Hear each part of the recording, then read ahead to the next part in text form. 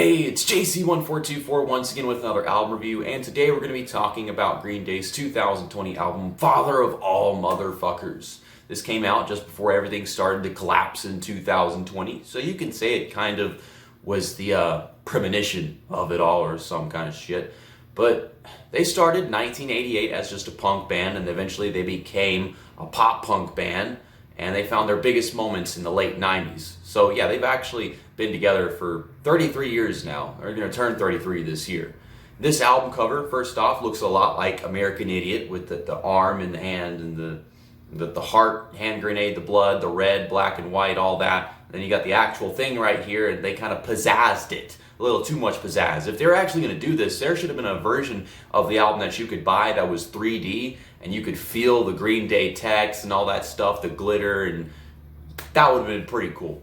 I would have actually liked the album cover in that sense, but considering I don't know if there's even a deal like that, then what's the point? It just looks ugly in the end. So, first track on the album is the lead single and also the title track, Father of All, ...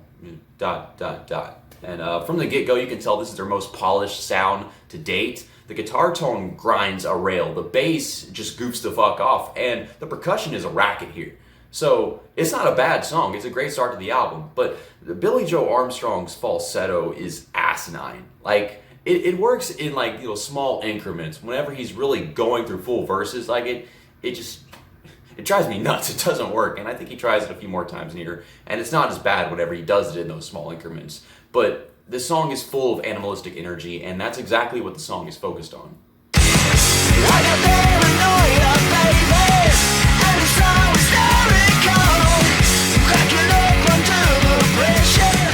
Track 2 is Fire Ready Aim, and things become excessively commercial here. From the clapping to a redundant riff, it tries to be a tad catchy, but even the lyrics are a mess of unpulled punches at best. And it might be a short song, but that is no excuse for it lacking musical depth.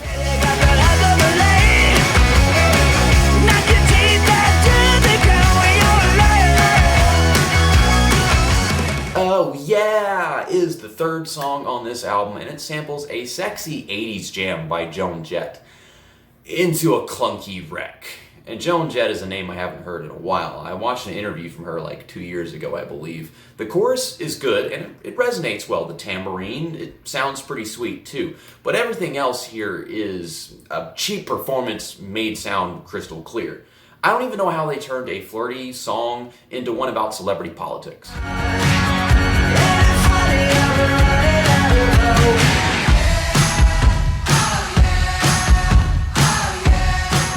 Song number 4 is Meet Me on the Roof, and it fits better with the album than the last couple of songs. It's bouncy and wholesome. You got a cute piano, chill background vocals, bass as gay as Christmas, and again, a tambourine that makes it all the more cheerful. It isn't particularly brilliant, but a great tune about working things out during a dance party.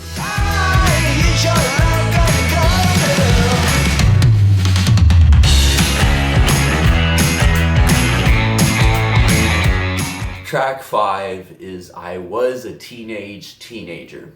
It's not a bad song by any means, it's okay. I find a little enjoyment in it, but it's just kind of dumb.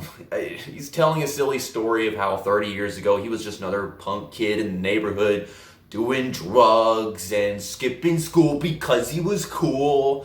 And the chords are loud and strong in this one. The vocal release is just massive. But the verses are kind of wimpy, although that might have been the point.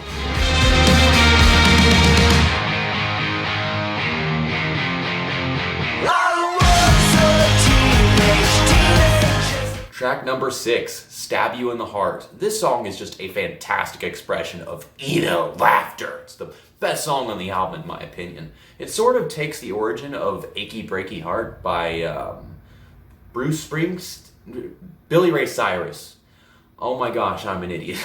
And it makes a rebellious parody out of that. And you would deem it familiar immediately just because this band is that old that they would know that very well. But if you're old enough, you've probably heard it on country radio stations late at night. The guitar work is a wacky solo and all. Billy Joe Armstrong is fucking yelling. And the ending is some heavy shit.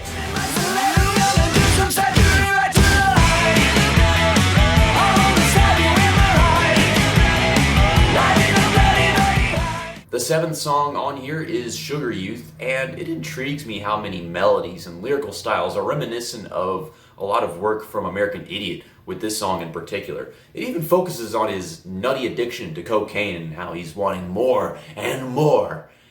And I could have sworn that he had like rehabilitated, gone clean and stuff. And I'm starting to think that maybe he might be getting back onto that shit. And if he's not yet, then he probably is. If he could write a song about this and not feel that way about it. But for once on this album, I can say it is your just run-of-the-mill Green Day song, but that isn't really saying much.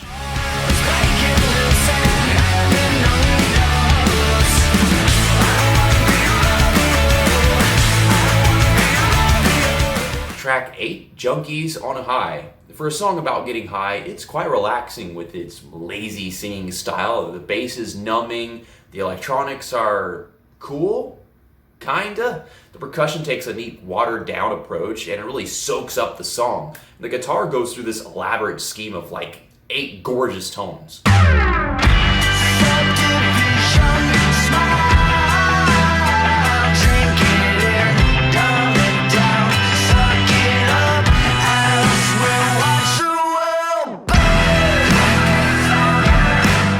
Take the Money and Crawl is the ninth song on here, and it's just one big western fuck you to taxation, and it's just proudly gushing over a little found fortune. It's a fun, good song, but some of the stuff that's in the mix is just a little too extra and kind of throws me off. But I will say, the instrumental break in here is plain gnarly, with the funky guitar all synthesized in there.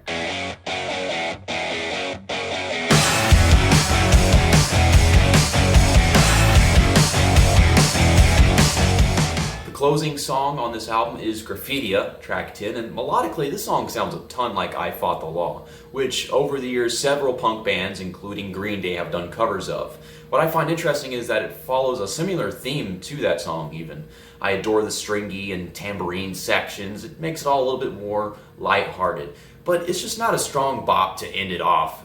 The guitar is iffy or basic, to put it, and it comes off derivative just because of the verses and choruses being very similar to I Fought the Law, which is a song from like the 60s or the 70s. I don't remember who it's by. It's like Bobby something, but I don't know. There's the album cover. It's got his name on it. Read it. I already struggled to remember Billy Ray Cyrus and called him Bruce Springsteen. And they're from the same era, so I wasn't too far off. But my final score for Father of All Motherfuckers, the 2020 album by Green Day, is a 76%. Now, 75 is obviously the lowest a C can be, so a 76 is still a C-. American Idiot to 21st Century Breakdown, I would both call them, like 10 out of 10 albums. And then they had their trio of albums, and overall, that was kind of like a 7 to 8 out of 10 project, in my opinion. Some parts were better than others, and I didn't like the guitar tones across that trilogy. Then Revolution Radio came out, and I would say that was about a 9 out of 10. It wasn't some fantastic, perfected rock opera or whatever, but the album had, lots of good music and well-written, gritty moments across it all. But this one, it sounds like a complete wreck. Like, I would even enjoy listening to the trilogy overall more than this one. It's really short. It's also only like 25 minutes. A 25-minute album. They really just put this shit out there to fuck with their record label. And if they actually did that, that's cool. But it sucks that the parody fake Green Day thing was going on in 2019, where a band was pretending to be Green Day, about to sneak out some huge rock album, Rock of Ages project, and it was just some other band pretending to be them. And this was the real deal. This was the beginning of the 2020 mess. But see you next time. That's that, and album review over.